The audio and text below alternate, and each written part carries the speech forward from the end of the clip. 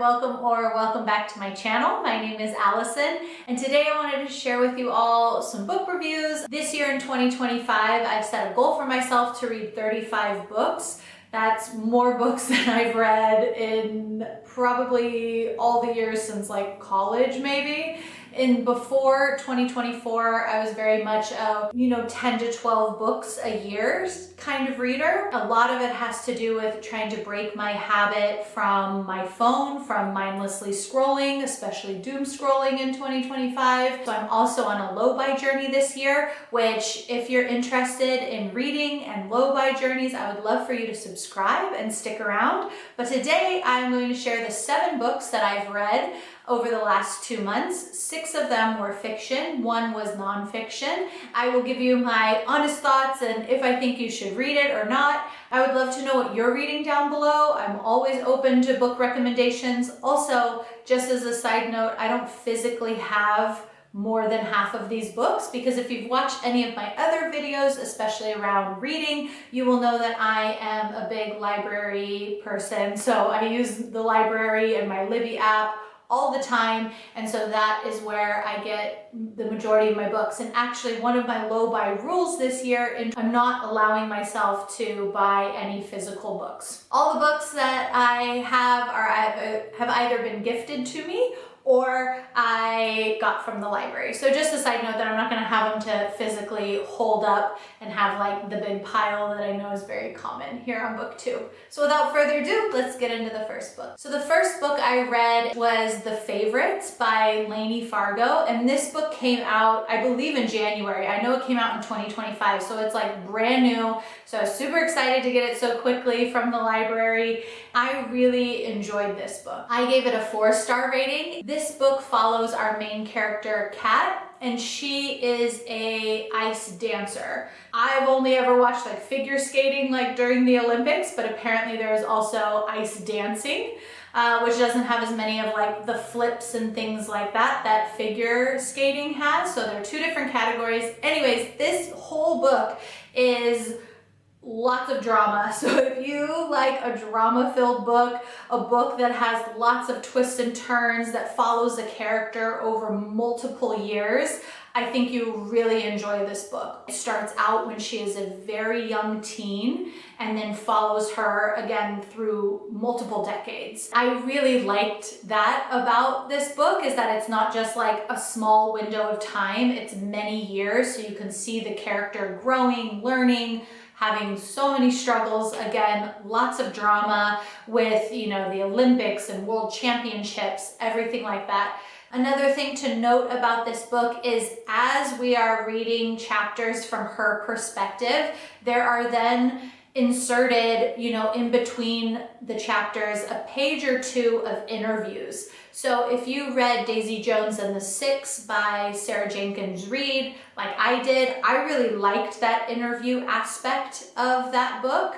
It kind of has a similar feel to it, but we have one single character's perspective the whole time, which is Kat, which I like even more than Daisy Jones and the Six, where it's just constantly interviews telling us the story. This was one character's point of view, and then you would get to know all the different people that they were interviewing because, again, her career was so in the spotlight for so many years. So there's, past judges, past competitors, skating partners that she danced with and competed with. So you get to know these characters, but it's very much like they're just saying a few lines each. And then you turn the page and you're back into another chapter from her perspective. So it was an interesting way to read this book and to read this story. I gave it 4 stars. And if you like a drama-filled book with lots of twists and turns, and if being a competitor and sports is really interesting to you, I think that you would really enjoy this book. The next book I read was Remarkably Bright Creatures by Shelby Van Pelt, and this book came out in 2022, but at the end of last year when, again, I started really getting into reading, trying to curb some of my phone habits, I started seeing a lot of people like post about this book and talk about this book, get it from my library, so I thought I would give it a try. I also find octopuses really interesting. I think they're like a really cool, wild creature. I liked that like perspective of this book. There is a character, Marcellus, which is an octopus at an aquarium, and then our main female character, Tova, is a woman in her 70s, I believe. She could retire, but she works and cleans this aquarium to give her something to do. This book touches on so much grief and like that stage of your life, which was really interesting. You know, I can't really think of a book that I've read about a woman in her 70s or 80s. I think in our culture, you know, we focus so much on youth. Really neat to be able to read a story focused on her. The note I will make about this book is that it just moved so slowly. It moved so slowly for me. It was hard to like keep at it. And again, in March, I only read 3 books. My average is 4 books a month. And I feel like part of that reason was because I started like just really slowing down with this book. The story was like a good story. I liked it. I thought like a character from an animal's perspective was wild, which is part of the reason I thought it would be so cool to read this book. Marcellus the octopus in captivity and what he notices and the relationship that him and Tova have, obviously is like, you know, as you would have like a relationship with a pet or something like that. They can't like speak to each other through the book, but you're hearing his point of view and her point of view. And then also you see her life like outside of the aquarium. Marcellus is a main character of this book, but there aren't as many chapters from his perspective as I personally would have liked, because I thought he was a really funny character, super witty, exactly what I would think an octopus would be. And so I was actually quite sad that like there wasn't more of him in the book, because I thought that that's what made this book really intriguing for me to read. You think that it's like would be neat to read a book that has like some animal perspective put into it, like from their point of view and written as a main character. If you just like to read like an unfolding slow story with like not a lot of like suspense and mystery and like all of those like types of things that really make it a page turner, I would recommend it. But if you really like a page turner, or you really like to sit down and devour a book, I don't know if this is one that I would recommend. The last book I read in March, I actually have a physical copy of, because at the very end of 24, I bought it at my local thrift store for 50 cents. And I hadn't really heard of these books, but I looked it up while I was there and I was like, oh, it's the first book of a series. Hazelwood she has like really great reviews on like the Fable app. I thought for 50 cents, why not give it a try? And I checked on Libby and I could get the audiobook for free. So I bought it. So that's why I have the physical copy. I'm going to be donating back to my thrift store. But anyways, The Love Hypothesis. This again is the first book of a series of 3 different books by Hazelwood, and it was published in 2021. This book follows Olive, our main character. She is a graduate student in her PhD program, and she's nearing the end of her PhD program in this book at Stanford. And it's a very classic, like, contemporary romance. There is the fake dating trope between her and Dr. Adam Carlson, a professor and a doctor at the university, but they aren't in the same department, so they can actually fake date. So they check that out because neither of them want to sabotage their career or anything like that. So they make sure that it's okay that they date, but it's definitely fake dating trope, which I tend to really enjoy. It's one of my favorite tropes, because I just think like people let their guards down. They think they're getting something else out of the reason of why they're fake dating. Both people are getting something out of it. But then they let their guards down. They're hanging out without all these expectations of romance and relationships and things like that. And then they really get to know each other. What I really liked about this book, besides just like reading a good contemporary romance book, this is definitely not a closed door romance. There is like spicy scenes in it. So make that note if You like closed door romances, definitely this one isn't for you. What I really liked about this book is that Allie Hazelwood herself is a PhD. Like, she has a PhD, she is a professor. So she really writes from knowing what a woman in STEM, a woman in science really has to struggle with. And so we see that with Olive around trying to get funding for her research, being outcompeted by her male counterparts, being one of very few females in this world and in this industry. And I'm a feminist. I love reading, so I loved that perspective of really shining a light on the struggles that, a modern PhD student is still working through as they try to navigate this career. And because of Allie Hazelwood's own personal experience, not that this character is based off of her, but because she has, gone through a PhD program and is a professor, it felt real. Like, when you read it, it didn't feel fantastical, it didn't feel made up. And when I read the author's note at the very end of the book, I was like, oh, that's why this feels so authentic. I enjoyed that about it. I put the next book in the series on my to-read list because I liked the way that she wrote them, but I'm not dying to read the next two. It's probably something that I'll just pick away at throughout the year. I did enjoy this book and would recommend it if you like these style of books, and I'll be donating it back to my thrift store. All right, moving on to The Wedding People by Alison Espach.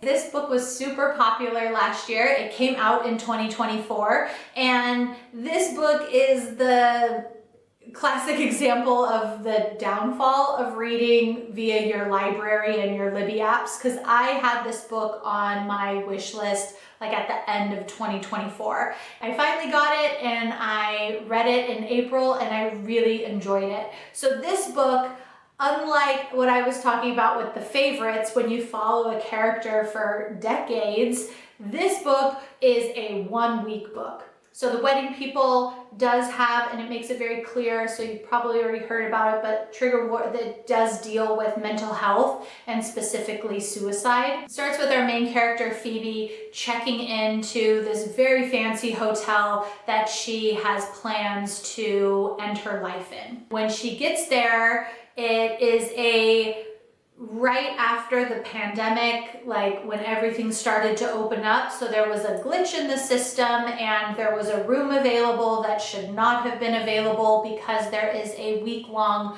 wedding happening at this very fancy boutique hotel on the East Coast. Phoebe gets there just thinking she's one of many guests, but then starts to realize that there is a whole production happening at this hotel. And she only has plans to be there that one night. She ends up meeting the bride, and then the book unfolds and follows throughout this week. It is really heavy on character development. So if you really like to get in with a character and learn about them and see what makes them tick and why they are the way that they are, I absolutely recommend this book, because although it is this week, we learn so much about Phoebe, about why she's gone to make this decision, things from her childhood, things from her marriage that ended in divorce, which again, you know about in the first 5 pages, so no spoilers there. But you learn about her with these flashback moments within the books. I thought it was really interesting to read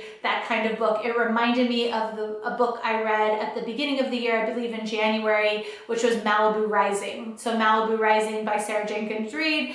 That book was a 36-hour period of time, and then all the drama that unfolded around that. So anyways, those are kind of fun and interesting and very different style of book. I recommend it if you're interested reading books that center around mental health and stranger connections, and again, just a deep dive on a character. The next book I read was The Stone Witch of Florence by Anna Rasche.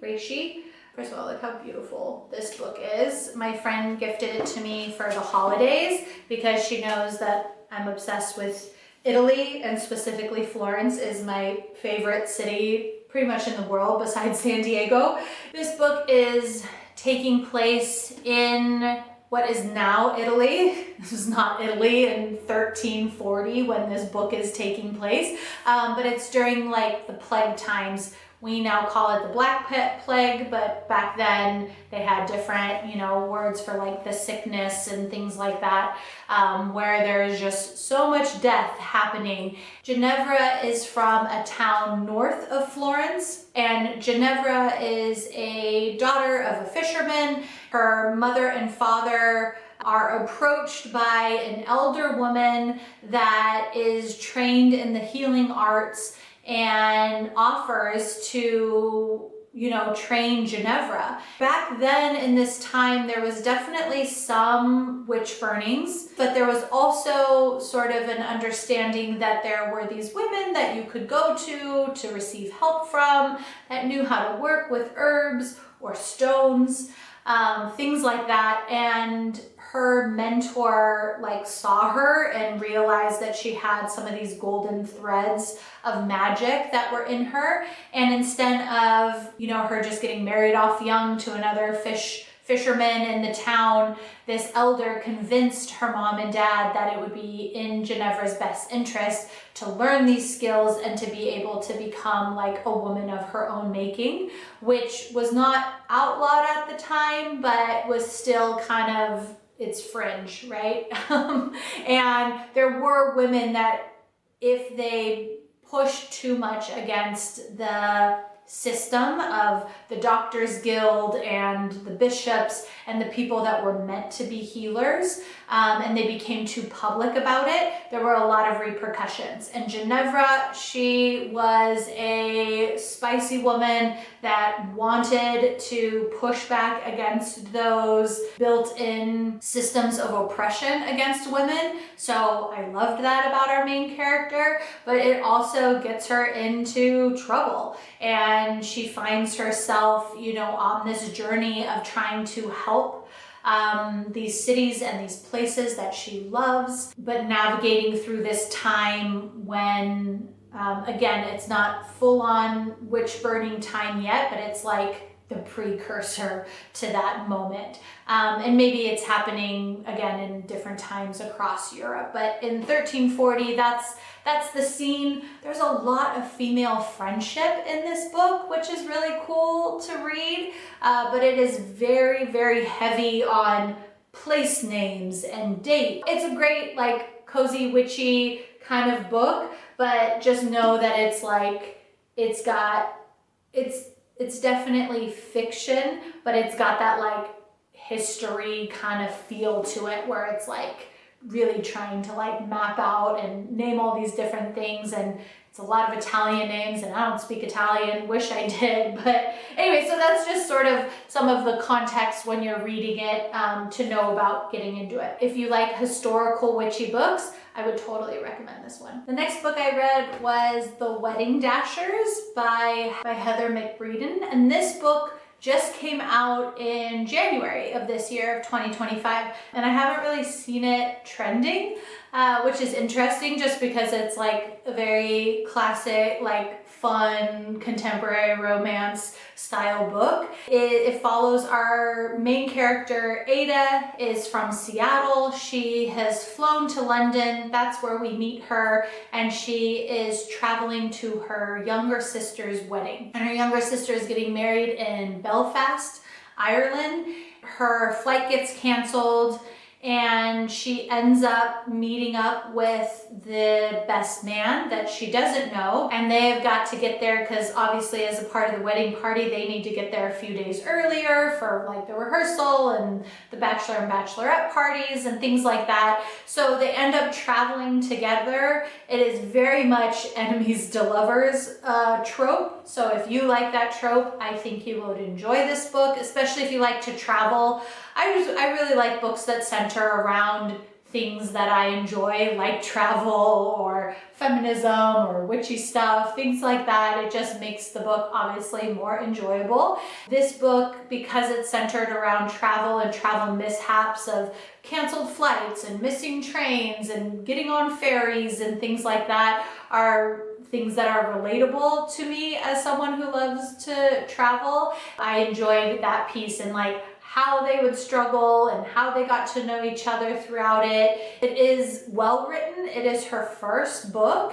To me, it was just like a little excessively long. Like, it was a book that was pushing up towards 400 pages, and it just felt like we could have done it in less pages. You know what I mean? The writing that was there was great. I just feel like there was a lot of Ada's internal chatter that started to feel repetitive. In the beginning, it was really great because you felt like you were really getting to know her. You were understanding like why she was the way that she was. But then throughout the book, it starts feeling a little repetitive, and it just felt like we could have had a great, like an awesome book if it was just a little more edited. But, you know, it's the first novel. Like, I've never written a book, so I think it's great that, you know, that this is her first book. It was enjoyable, it was fun, it was witty banter, following them on all these travel mishaps. It's like humorous and serious at the same time. Writes about those all very well, and so it's just a really fun book. So if you like the enemies to lovers trope, if you like traveling, especially through the UK, I would recommend it. The last book that I finished is Dopamine Nation by Dr. Anna Lembke. And this book came out in 2021. And this book I just listened to as an audiobook. That's how I like to read my nonfiction book. It makes it a lot easier for me than sitting down and reading nonfiction. I've always really enjoyed reading nonfiction to, you know, continue learning on specific topics, or deep diving on some things about self-help or leadership skills, things that will help me in my job. So I've always infused nonfiction into my fiction reading. So this book, Dopamine Nation, I absolutely chose to read it because I'm on this low-buy journey, which again I share about on this channel. So much of again, scrolling on phones, it really dives into addiction in general. So this doctor has been a psychiatrist for many, many years, deals with addiction of all kinds, you know, from drugs and alcohol to food and many other types. And so there's lots of stories that, of course, she's gotten like consent to share these stories from her patients. It felt, when I was listening to it, like some of it was relevant, but because I was reading it, again, to support my low-buy journey and to really understand why we mindlessly shop, the addiction to our phones, like that was the world in which I was going to it with. And there was some like really heavy addiction like stories and topics in this book that, you know, didn't really resonate with me, that I would like listen to try to like glean the lessons, which she had sprinkled throughout. And she absolutely made it clear that like people have addictive behaviors in all types of our culture, and especially now with the thing about dopamine, so that we have like endless access to cheap pleasure from our phones through scrolling on social media, video games, food. There's no shortage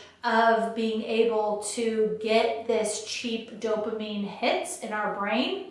And she does deep dives on the research, which I really enjoyed, you know, peer reading and referencing other peer-reviewed articles around how when you push too much on the pleasure side of your dopamine response, that your relationship between pain and pleasure gets out of balance.